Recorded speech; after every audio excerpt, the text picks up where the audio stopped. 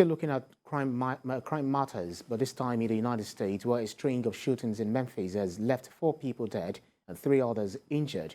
This led the authorities on a feverish police manhunt that effectively closed down Tennessee's second largest city until the police announced late Wednesday night that they had captured a 19-year-old suspect. At a news conference nearly Thursday morning, Mayor James Strickland condemned what they called a senseless murder rampage. He said that he was angry for our citizens who had to shelter in place until this suspect was caught. Ezekiel Kelly was charged with criminal attempted first-degree murder, but pled guilty in April of 2021 to the lesser charge of aggravated assault. He was sentenced to 3 years, but only served 11 months in prison and was released on March 16, 2022, less than 6 months ago.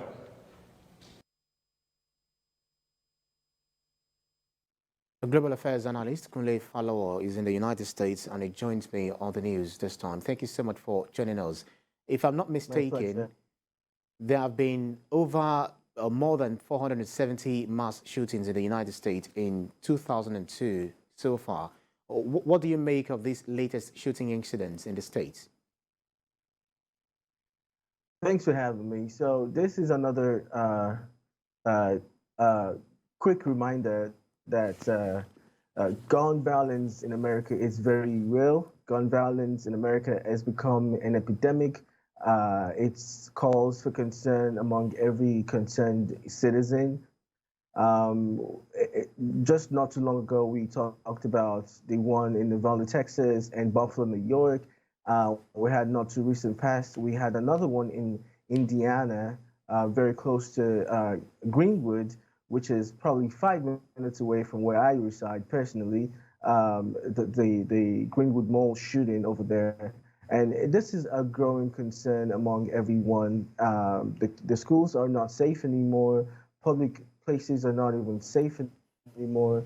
Going to the gas station is trouble, especially going at night. And you know, it's becoming a great concern for everyone. And it's just surprising that some people are just not too concerned enough about it. Well, according to past records, authorities said the shooter known as Kelly was charged as an adult with attempted first-degree murder in 2020. He was released from prison in March. So 11 months after he was sentenced. What does this say about how the U.S. handles people who are capable of committing this kind of grievous crime? Well, it just depends. A case-by-case measure. If you look at it, if you are incarcerated and you're given a certain sentence, it's in between the purviews of the law that you're allowed to get out free if you conduct yourself in a good manner during your stay or during the time that you were incarcerated, meaning that if you have a report of good behavior, you would be able to be released to the society before you serve all your jail sentence or you serve your jail term. But that's not to say that's what the problem lies. The problem actually lies with gun control and the way that we handle sort of rifles and guns in America. Not too long ago, after about 3 decades of not paying enough attention to gun violence in America, finally, President Joe Biden was able to sign up a bill to kind of curb or look into gun violence in the United States. And amongst other things that was carefully stipulated in the new bill that was astonishingly supported by the bipartisan lawmakers, Republicans and Democrats in the upper house and lower house chambers. It includes additional $15 billion for mental health institutions and upgrades and the safety of schools around the country.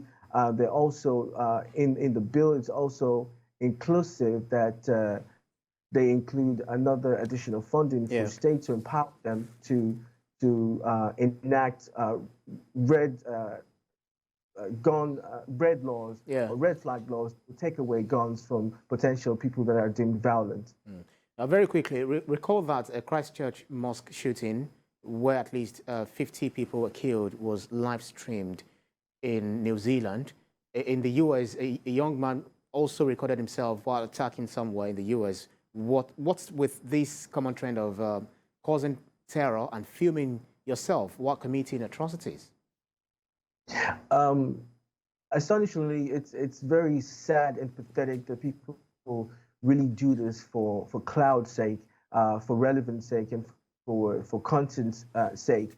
It's really alarming. It's going out of hand.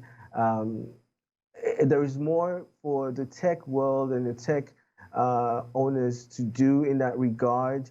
There needs to be more collaboration between tech companies. I'm talking about Facebook, Instagram, and whatnot, Alpha, Meta, to collaborate more with law enforcement agencies across board, to check the activities and to quickly notify, law enforcement agency when you have things of this nature circulating in social media. It needs to be. It cannot be overemphasized. There needs to be a collaboration in that area. Well, the reason to take a definitive stance on curbing gun violence has again been brought to the fore. How far do you think the U.S. has gone in solving this puzzle?